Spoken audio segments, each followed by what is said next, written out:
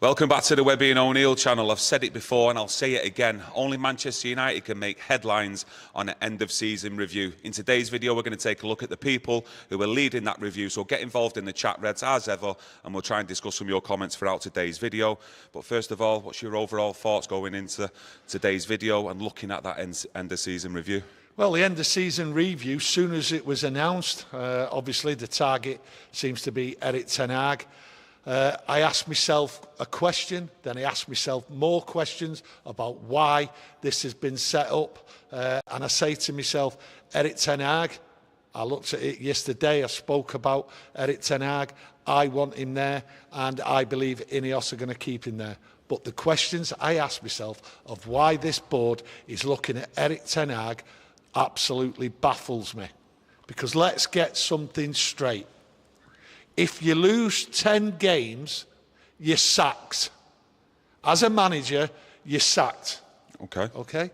So why did the board let it rumble on after 10 games? We lost 14. No top club. This is the questions I was asking myself, and I'm coming up with the answers. And it's baffling me, it's confusing me, especially when I believe Erik Ten Hag will be kept on. No top club would let that continue. No top club. I don't even think any club has. In all my life following football, I don't think any manager has survived anywhere after losing 10 games, never mind 14. Unless what? That's what I can't answer. And it's confusing me, it's baffling me, and I think you're going to have difficulty answering that. I didn't even know you was going to say that, to be honest with you. We don't really have a discussion before we come on, but you've actually quite surprised me there, and it's a good question to ask a lot of people out there as to why. But just off the top of my head there, if you thought, well, if Sir Jim Ratcliffe wasn't involved with Manchester United now and it was still just the Glazers, do you think the Glazers would have fired Erik Ten Hag then already? Judging off what you've seen in previous years under different managers? He'd have gone. The Glazers would have sacked him. History tells you that.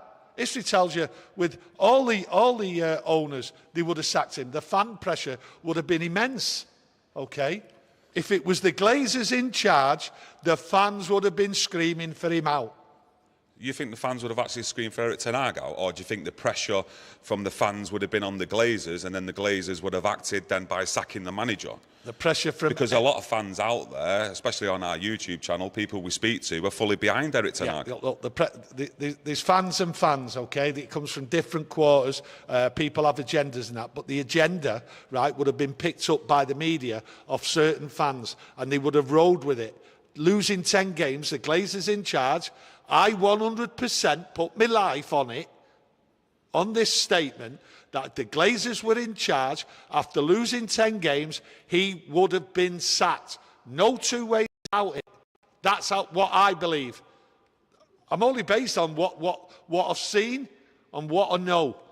I'm I just don't get it.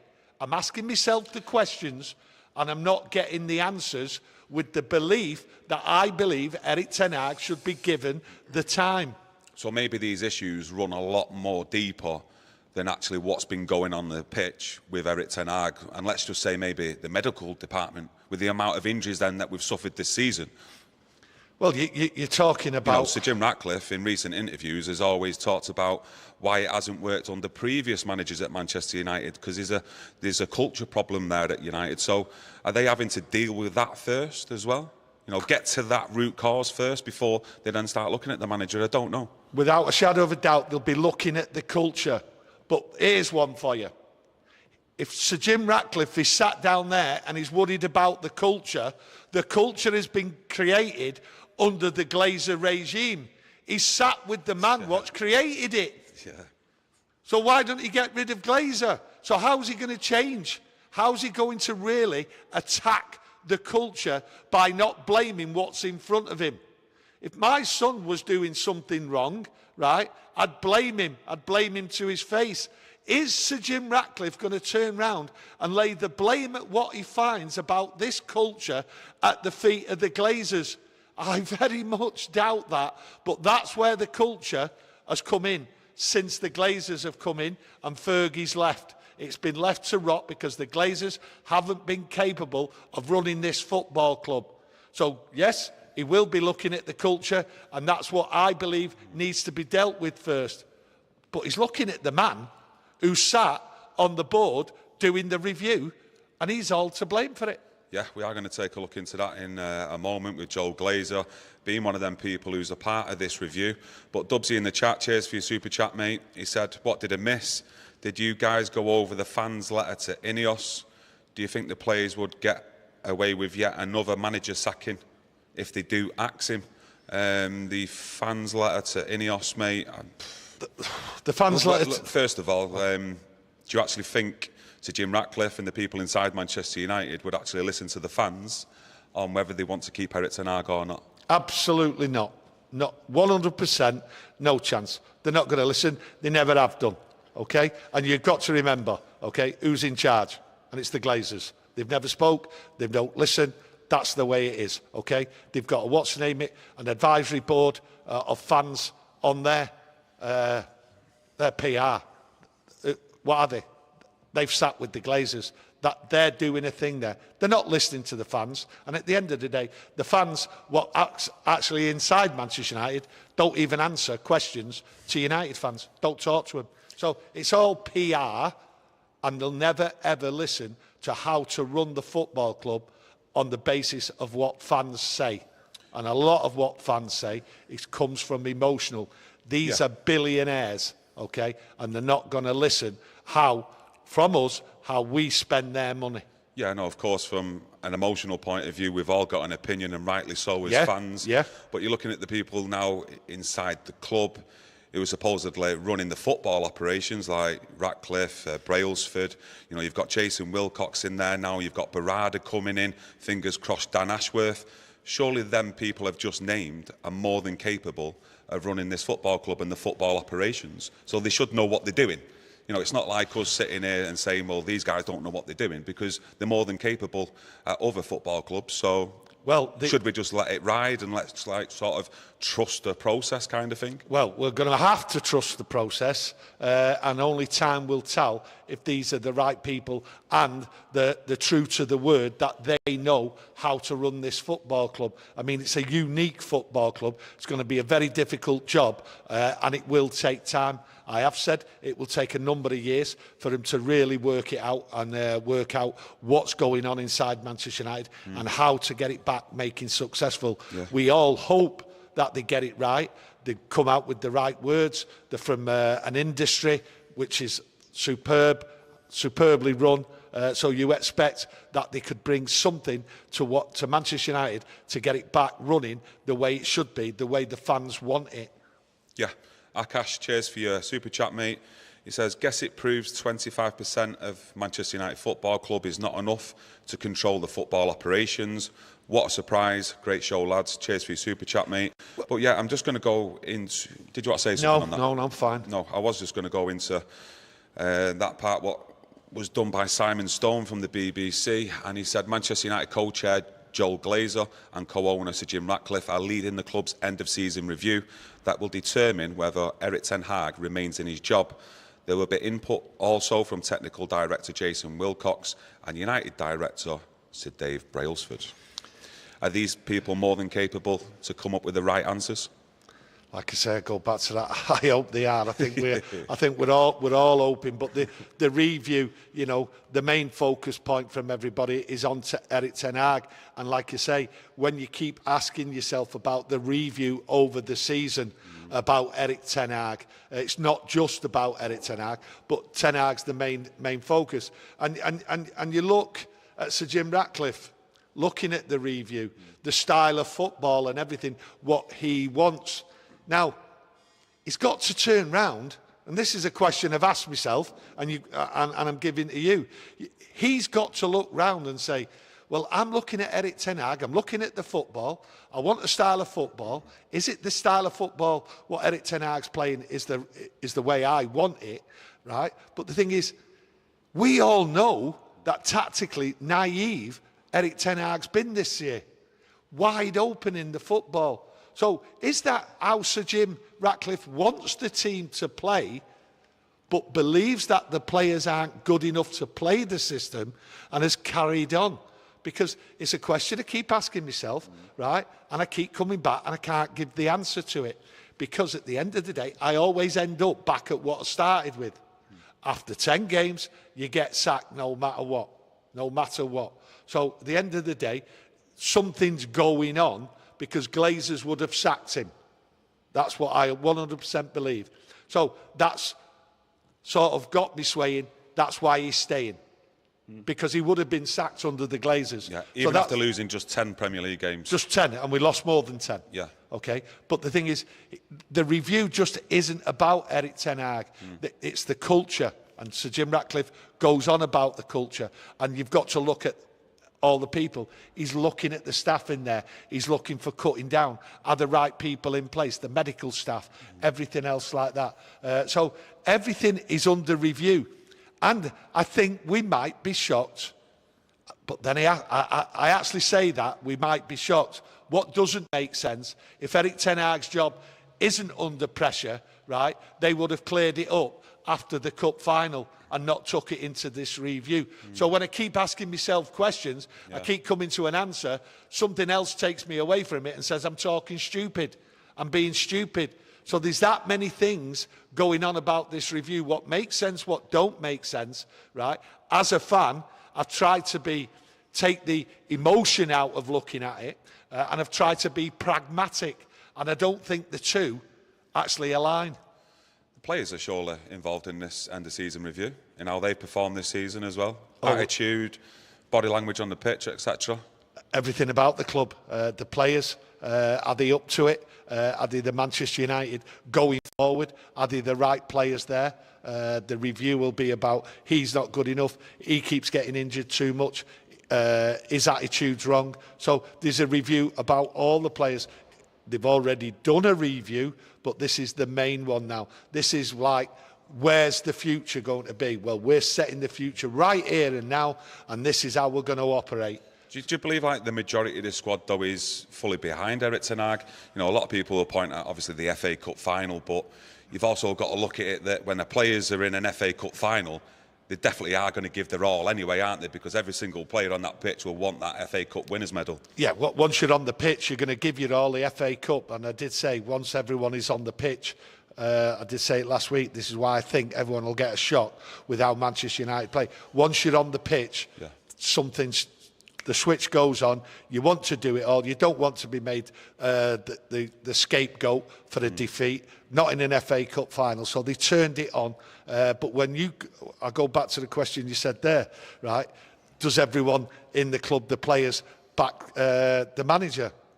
Well, I've never seen a squad of players fully back a manager right the way through. I've never seen that. So there's quite a lot of people in there what don't back Erik ten Hag. They don't believe in his training methods. A lot of players reports. Now, as I always say with reports, pinch of salt sometimes. They don't like his training methods. They don't like his man management and all that. And all that will be looked at in this review. Who's right, who's wrong. And that's why players in the early review, halfway through the second half of the season, right, they were asked to give their comments, their opinions and all that. Yeah. So it's all there. But players are players. Yeah. You know, you get dropped or you get sidelined for a little bit. Yeah. You turn against the manager. You know, we see it all the time. It's, you know, human nature. But the big thing about it all is, and I always go back to this, and you've got to answer this question. Why did the board let this rumble on after 10 defeats? Who let it run on? The Glazers? Ineos? Because the results have been poor. To lose 14 games is embarrassing. You know, beyond embarrassing, to be honest with you. But someone must believe in Erik ten Hag. Yeah. They must have believed in him after 10 losses. But then they must also believe that there's other problems in the background that are contributing then to them poor performances then on the pitch. But what is that? Because it's the manager on the sidelines who, let's have it right, he was picking them tactics, and the same tactics where we've seen the midfield wide open, players left exposed, etc. And other teams have been coming to Old Trafford or when we're going to away grounds, and they've been confident of getting wins against us because of that. That's the thing.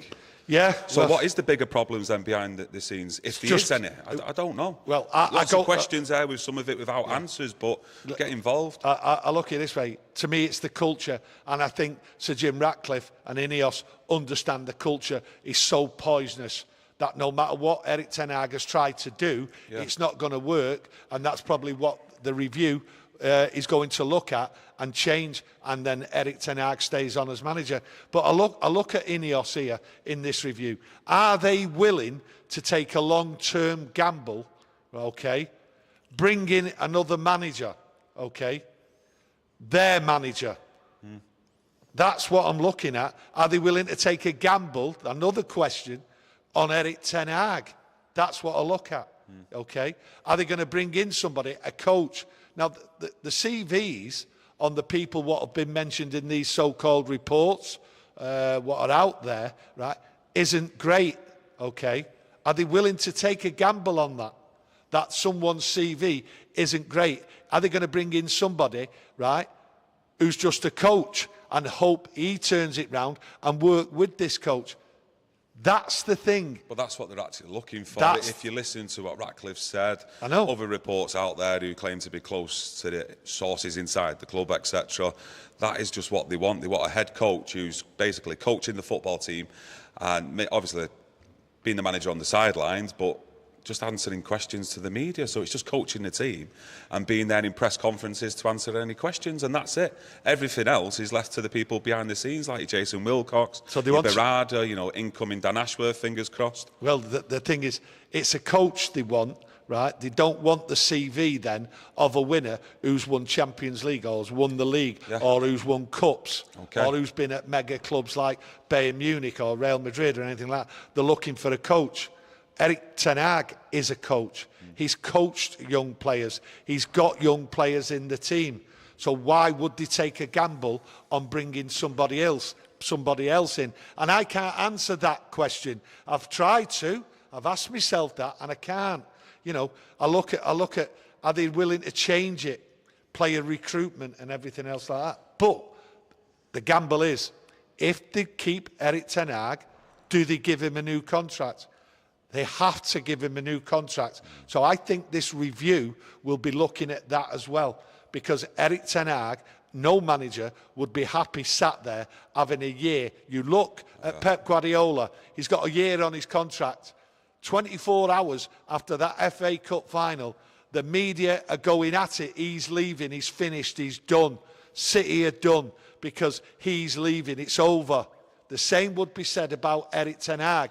You cannot bring Erik ten Hag back, right, into the fold here now, as I see it. This is my opinion, right, and not give him a contract, because the media will crucify United and continue the witch hunt. Ineos have to be right on the nail here and just get it sorted proper so we can just move on. That's how I see it. Very difficult review this, because they've got to come back with a lot of things, and that's why I don't think it's just about Erik ten Hag. I think it's about the medical staff. I think it's about how many people are employed at United. That's what I think it's about. I don't think Erik ten Hag is just, it's all about him. Yeah, just going into the chat, lifelong United fan, cheers for Super Chat. I hold this club hostage while being held hostage. Zami Acid, cheers for Super Chat. Thoughts on Rashford talking to Arsenal?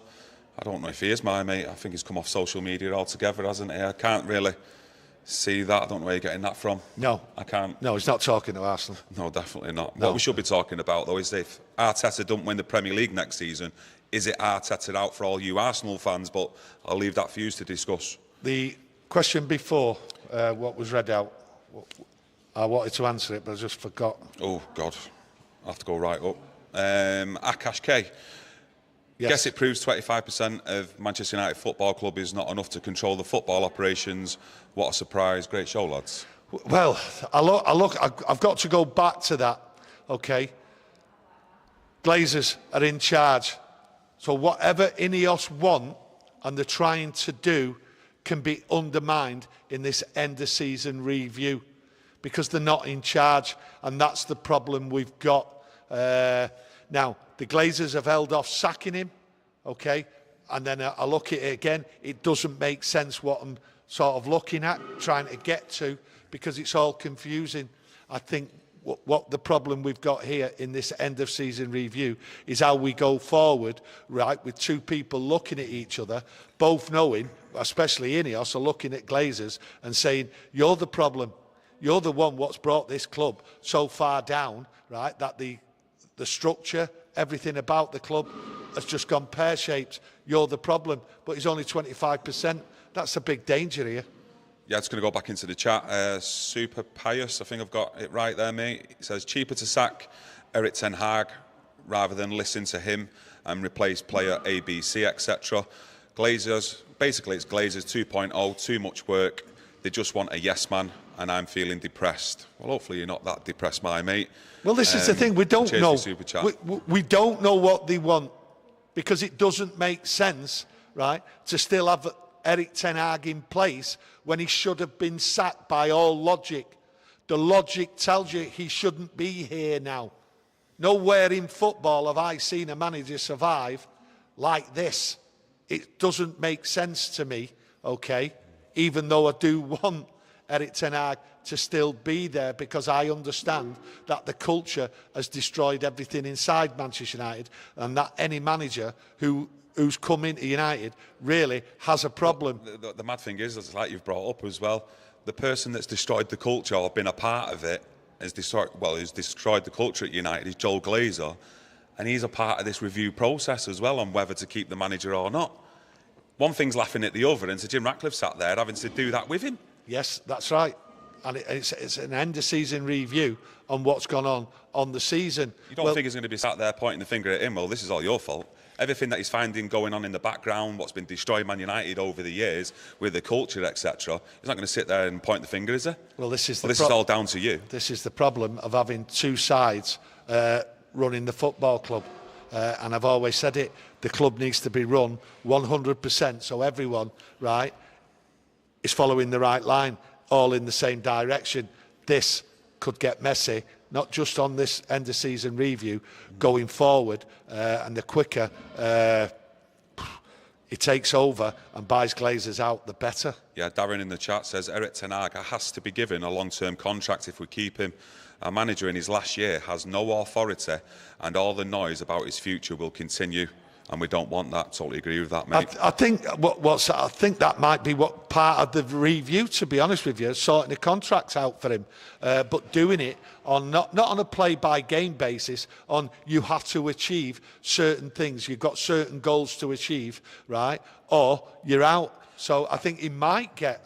To be honest, I think he should get, if they keep him, right, an extended contract, because it's the right thing to do, not just for him, but for the club, to keep the noise out, to keep the hounds and the rats and everyone and all the wolves attacking us, right, because he has only got a short space of time left. Just like a question to you, putting yourself in Erik ten Hag's shoes, but if they turn around and said, yeah, we'll keep you as manager for next season, but at the end of next season, then we'll discuss a new and improved contract. If you was Erik ten Hag, would you continue, or would you think, no, I'm off? No, because listen, if he doesn't get a contract, an extended contract, what about the recruitment in the summer? Who's actually going to come to Manchester United, right, for Erik ten Hag, knowing that he might be gone in 6 months, in 9 months, at the end of the year? But I think a lot of players these days, they come, it's Manchester United, the badge, it's the football club. I can't believe a lot of them players in there, even not under Erik ten Hag, over the years, have come there just to play for the manager. They've come there to play for the football club. As a player, I would look, I'm going into carnage, because this club doesn't know what direction it's going in. Whether this manager's staying, the style of football might change, right? You go for the manager and you go and listen to the style of football, what he wants you to do. Suddenly the manager might be out. It's carnage, it's chaos. The culture, it's just no different. If that happens, right, then Ineos are as bad as the Glazers. Yeah, Chris in the chat, cheers for your super chat. He says, nice to meet you outside OT, Tony. Keep up the great work. Much appreciated, mate, and everyone else getting involved today. But anything else you wanted to discuss as well surrounding this season review? No, the season review just keeps...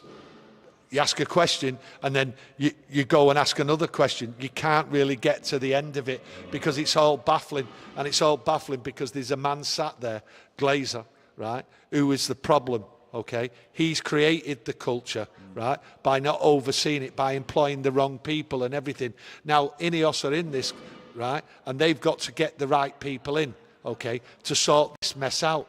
And the thing is, they'll always be looking at each other with suspicion on any review because we all know, Ineos knows and the Glazers know, it's the Glazers' fault, the situation, this club, right, and this virus, what we're in. That's how I look at it. So it's always going to be difficult.